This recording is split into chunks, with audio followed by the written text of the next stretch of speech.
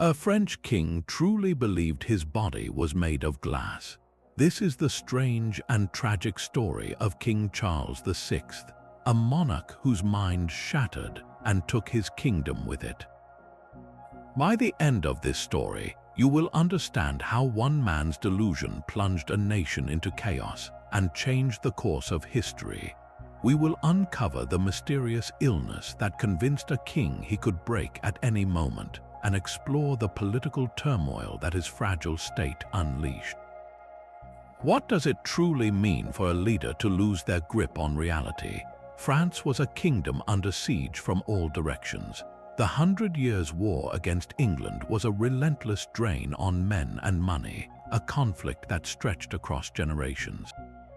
Meanwhile, the very soul of Christendom was torn in two by the Great Schism, with rival popes in Rome and Avignon excommunicating each other and demanding loyalty.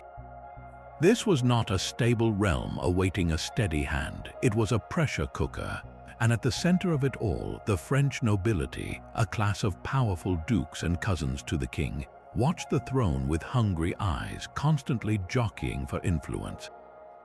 They were less a united support system and more a pack of wolves waiting for a sign of weakness.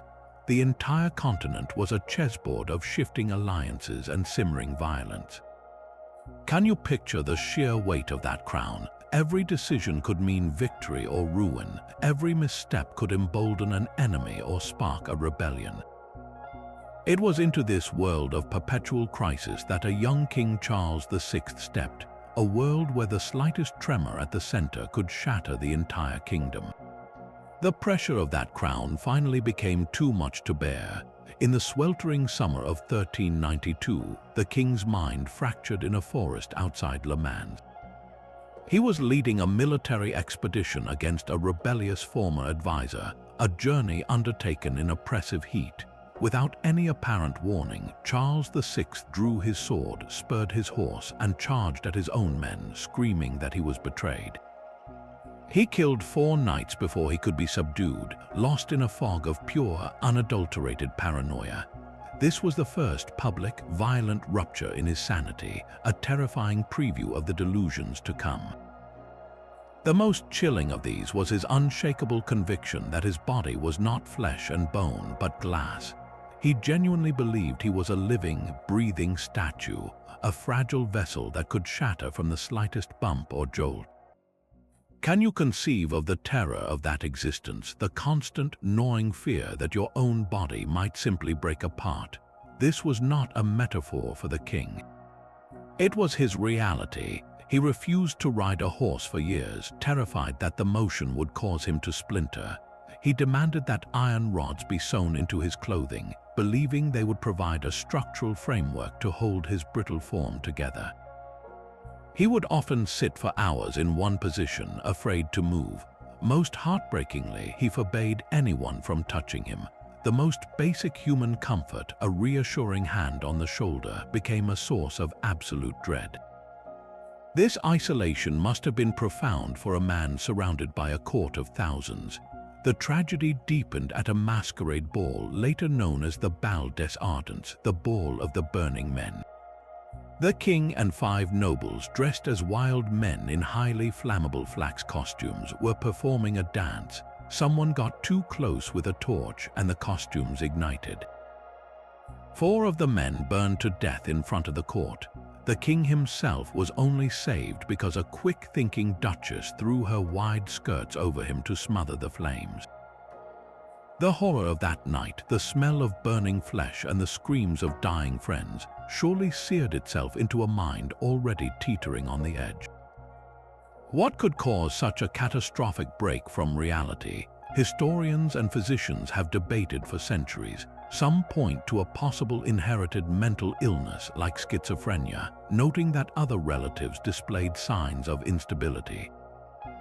Others suggest a physical ailment like porphyria, a disease that can cause both abdominal pain and severe neurological symptoms, including hallucinations and paranoia. Yet another theory blames the sheer, unrelenting psychological stress of his position. He became king as a boy. His reign was defined by war and political intrigue from the start. Perhaps his mind, under that impossible weight, simply found a physical manifestation for the fragility he felt inside. His kingdom was cracking, so why shouldn't he? But a king who cannot be touched cannot truly rule. Charles VI's terrifying reality, this belief that he was a fragile glass statue, had consequences that stretched far beyond the palace walls. His illness was not a constant state. He experienced periods of lucidity that only made things worse.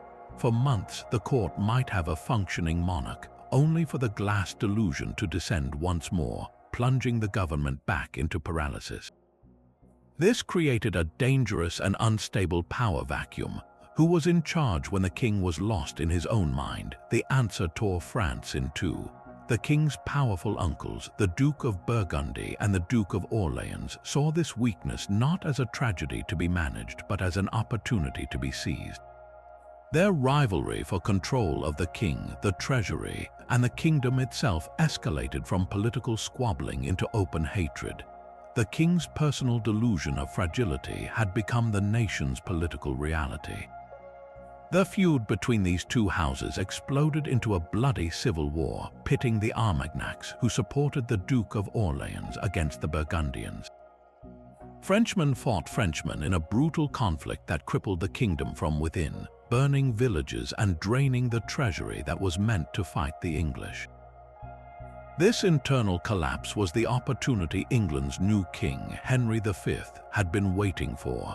While France was busy tearing itself apart, he could invade a divided and weakened enemy.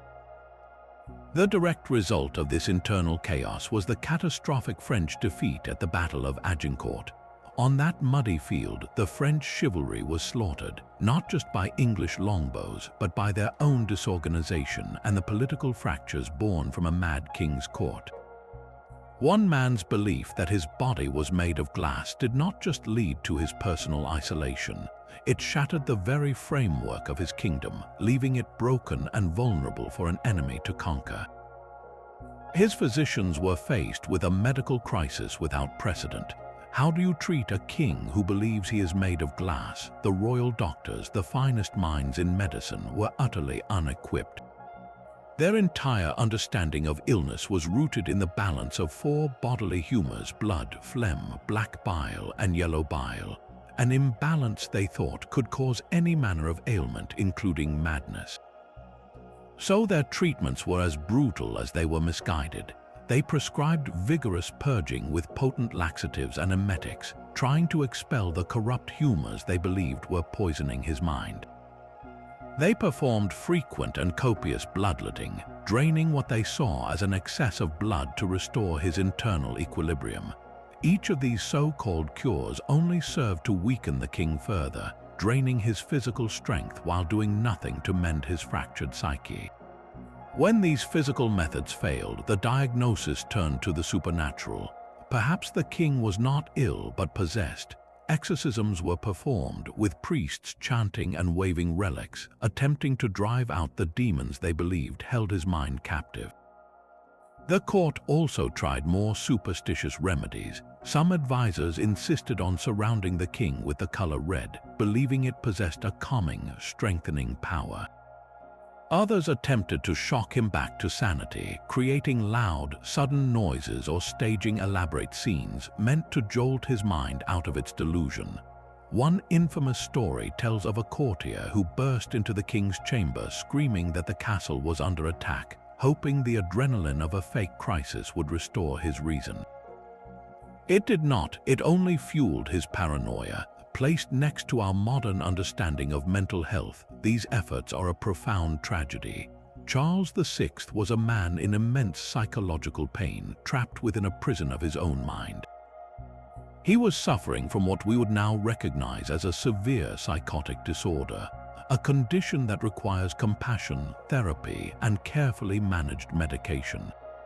Instead, he was subjected to treatments that amounted to systematic torture, all administered by people who were genuinely trying to help but were shackled by the ignorance of their time. He was a patient whose illness was invisible to his doctors, a king whose greatest need was understanding, and who received only purges and prayers. The story of King Charles VI is a profound tragedy, a human story of a mind broken by the unbearable weight of a crown. His belief that he was made of glass was more than a personal delusion. It was a crack that ran through the very foundation of France. We see a man isolated by his own terror, a king whose perceived fragility left his kingdom vulnerable to the wolves at the door. His illness ignited a civil war, crippled his government, and directly paved the way for a foreign invasion and the disaster at Agincourt. This is not just a historical curiosity, it is a stark lesson in the terrifying intersection of power, mental health, and political stability. A single mind, lost to an illness no one understood, can alter the destiny of millions. It forces us to reflect on the immense responsibility we place on our leaders and the fragile nature of the systems we build around them. So we leave you with this final question to ponder. In an age without modern medicine, without our understanding of psychology and therapy, how would you have tried to help the king who thought he was glass? What compassion or cleverness could you have offered in the face of such profound suffering? Share your thoughts in the comments below, and if you were captivated by this story from history's darkest corners, subscribe for more tales where the human psyche and history collide.